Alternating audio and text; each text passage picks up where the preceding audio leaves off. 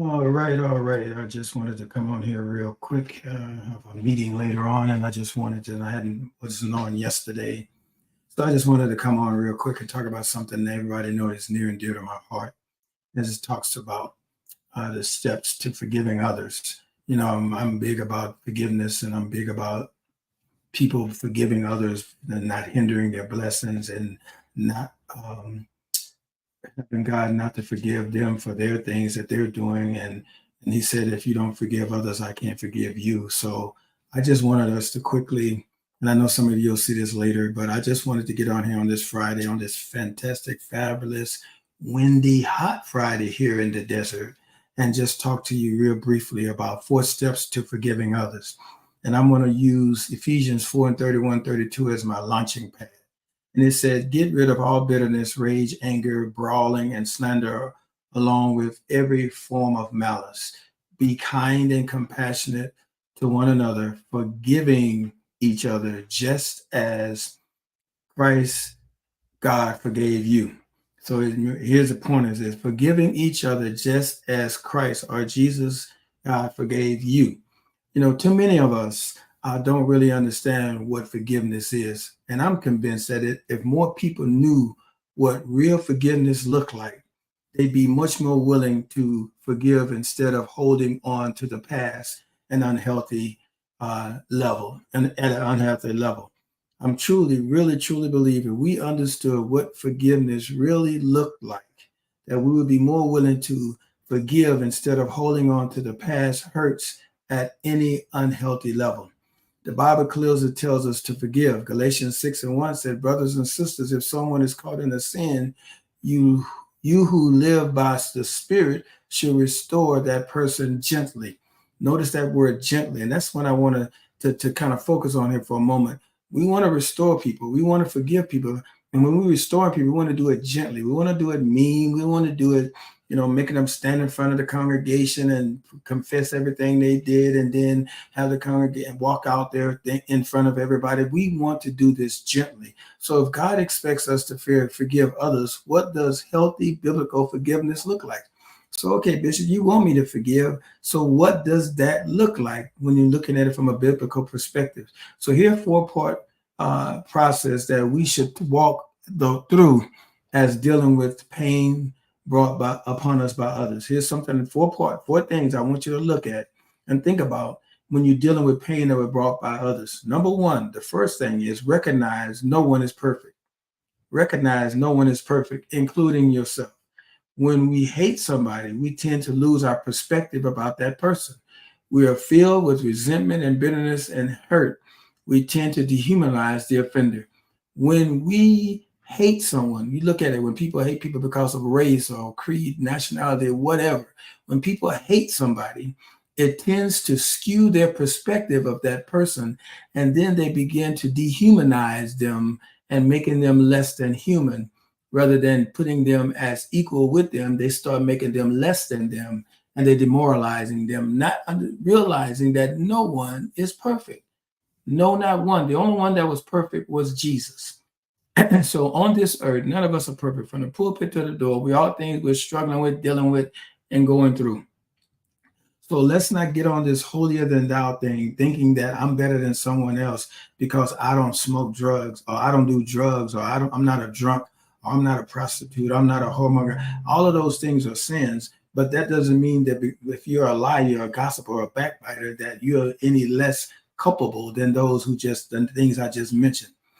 But we're all in the same boat. The Bible says in Ecclesiastes 7 and 20, the New Living Translation, that not one single person on this earth is always good and never sins. Ecclesiastes 7 and 20 says, not one single person on this earth is always good and never sins. We're all imperfect. Now relinquish your right to get even. Next, relinquish your right to get even. This is the heart of forgiveness, relinquishing your right to get even. The Bible says, never avenge yourselves.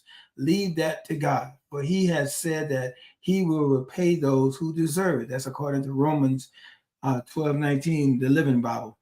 It says he will repay it to those who deserve it. Some people don't deserve revenge. We want revenge because of how it made us feel. But let God deal with it. We cast it on him. We give it to him. We forgive and we move on. You may feel like you have the right to retaliate, but you must commit to do nothing. You must commit rather to not do something. It may not seem fair, but it's healthy. And this is not a one-time decision, but a daily one that may even require a moment by moment decision. I must day after day, moment after moment, make a decision that I'm going to forgive, that I'm not going to retaliate, even though it may not seem fair to me, but it is healthy for me because I'm not going to walk around with this unforgiveness in my heart. Then respond to evil with good. It's number 3. So number 1 we said was no one is perfect. Number 2 is relinquish your right to get even. And number 3 is respond to evil with good. It is nearly impossible to do this without God's help. You cannot respond to evil with good without God's help. You'll need the love of Jesus to fill you up. You'll need the love of Jesus to fill you up. Why? Because God's love does not keep track of wrongs. You can look at 1 Corinthians 13, the book of love. God's love does not keep track of wrong. I don't sit there and keep a tally mark of everybody that did me wrong. Keep a tally mark of how many people, what you did and all the things you did wrong. So I need to understand that I need to respond to evil with good. I remember at the church where I preached to Moses, I made a comment about, hey, look, you at Starbucks, bring them back a cup of coffee. You're out, bring them back a donut, something. Let them know that, hey, look, what you meant to harm me, I'm not going to allow it to move me. I'm not going to allow it to move me out of my hello, Daisy. I'm not going to allow it to move me out of my place. I'm not going to allow it to make me do anything that is not right, not godly. I'm going to walk this out. I'm going to give it to God, let him deal with it. And hello, Henrietta, and let him know and let it go. So like going back up again, we said the first thing we said in this 4-step process of helping me to forgive others is to recognize, number 1, no one is perfect. Number 2, relinquish my right to get even. Number 3, respond to evil with good. Now, number 4, finally, refocus on God's plan for your life.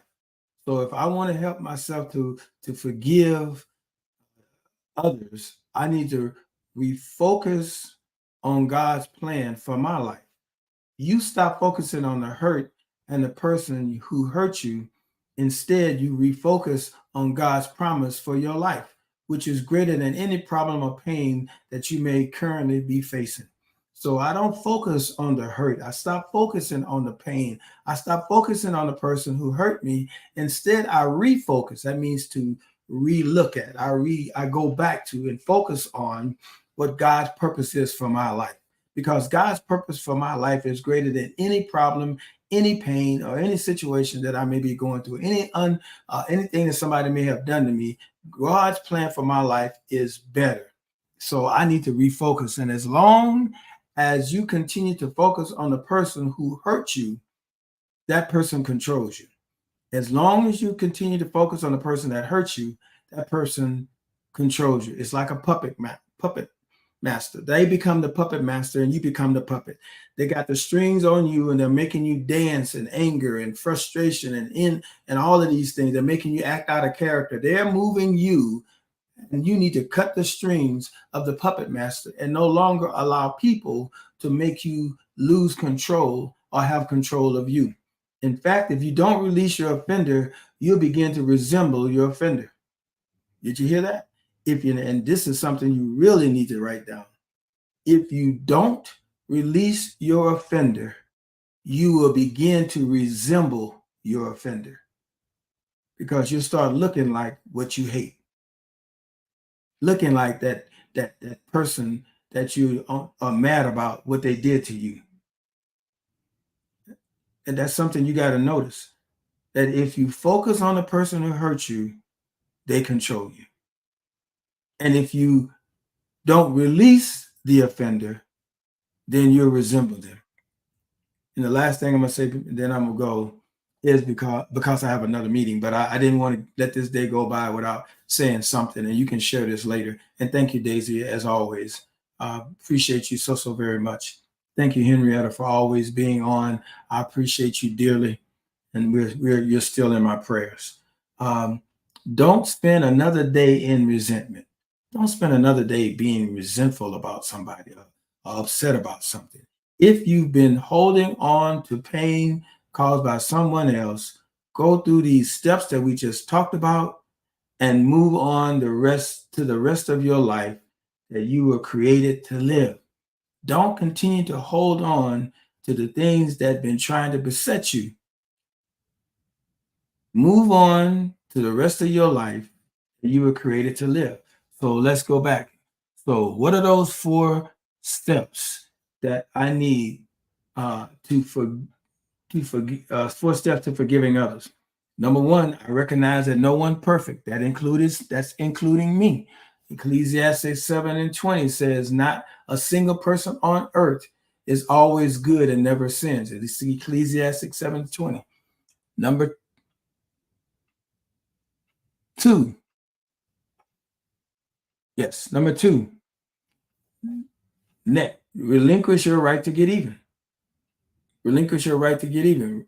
Romans 12:19 says that never avenge others. Leave that to God. For he has said that he will repay those who deserve it.